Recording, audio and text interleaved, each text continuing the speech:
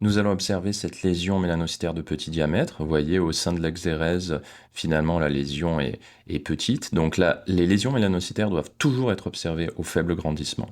On ne s'approche pas des lésions mélanocytaires, ça peut être problématique tant dans un excès de sensibilité pour la malignité que dans l'autre sens.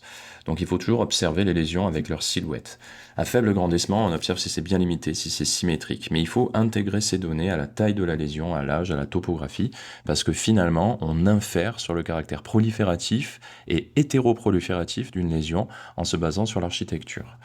Donc une lésion mélanocytaire, lorsqu'elle est proliférative, a tendance à remplacer l'épiderme. Elle peut le remplacer de trois manières, soit avec une architecture pagétoïde, c'est celle que vous connaissez le plus souvent pour diagnostiquer le mélanome, c'est-à-dire des migrations de mélanocytes au sein de l'épithélium, ce qui n'est pas le cas ici. On n'a pas l'impression de voir des mélanocytes qui migrent, ils ont l'air de rester groupés dans des petits nids étais qui sont intraépithéliaux. On peut aussi observer une architecture lentigineuse, c'est lorsque les mélanocytes se disposent en file indienne, là il n'y en a pas. Donc on est face à une architecture thécale. Généralement l'architecture thécale est en faveur d'une lésion faiblement proliférative. Un névus peut être d'architecture thécale.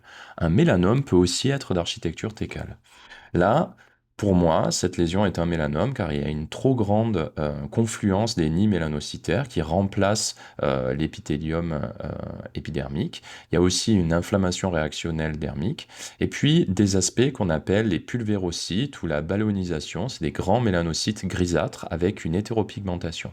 Ce sont des signes qui sont généralement visibles dans les mélanomes SSM. Un névus commun a rarement ce type de cytologie. C'est une cytologie qui est un peu inquiétante. Puis latéralement, on a une zone qui a l'air régressive, ou du moins qui est remaniée, avec un peu d'œdème et un petit peu de vaisseau ascensionné. Pour autant, on ne voit pas de lésion mélanocytaire sous-jacente. L'épiderme est un peu atrophique avec disparition du relief. Cette zone est douteuse sur la régression. Je ne sais pas si j'aurais signé régression. En tout cas, l'association de ces deux aspects me semble suspect. Si on s'éloigne un peu, on voit que il y a des zones où il n'y a plus rien dans l'épiderme, avec un petit peu de mélanophage dans le derme. Donc ça fait quand même lésion mélanocytaire possiblement régressive avec contingent in situ résiduel. Donc pour moi, c'est pas un névus. Donc on va regarder le profilage immunohistochimique. Première des choses qu'on peut faire, c'est rechercher la mutation BRAF pour exclure une lésion du groupe spitzoïde. Là, il y a une surexpression diffuse et intense de BRAF V600E, donc on n'est pas dans le groupe Spitz habituel lié à des fusions de kinases, on est dans le groupe MAP kinase, donc dans le groupe BRAF-NRAS, qui a tout un cortège de signes qui sont en faveur ou pas de la malignité. Au passage, on remarque qu'il y a une petite architecture lentigineuse entre les différents éléments. Bon, on est devant une lésion d'architecture lentigineuse et thécale. Ensuite, on va observer la prolifération. Donc on va commencer par la P16, et vous voyez qu'il y a une perte clonale de l'expression de P16, et la P16 a fonctionné, parce que si on se met dans les témoins internes que sont le canal sudoral, on voit qu'il y a des cellules qui sont P16 positives.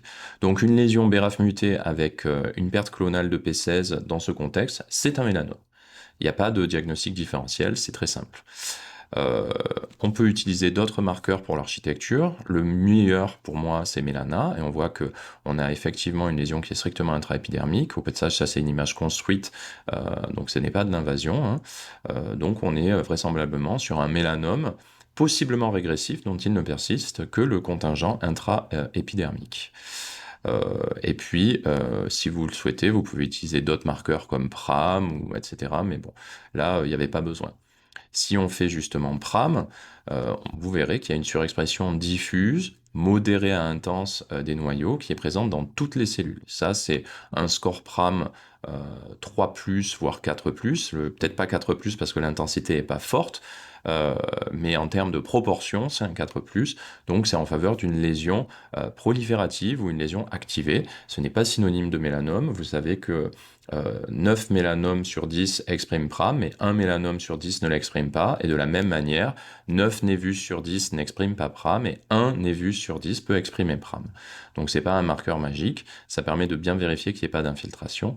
Donc au final, cette lésion était tout simplement un mélanome SSM avec mutation BRAF, possiblement régressif, dont il ne subsiste que le contingent intraépithélial, virgule, enfin pas virgule, pardon, mais et il est d'architecture técale. Bon, c'est une possibilité architecturale dans le mélanome. Pas tous les mélanomes ont des migrations transépidermiques ou une architecture lentigineuse profuse. C'était le piège de cette lésion.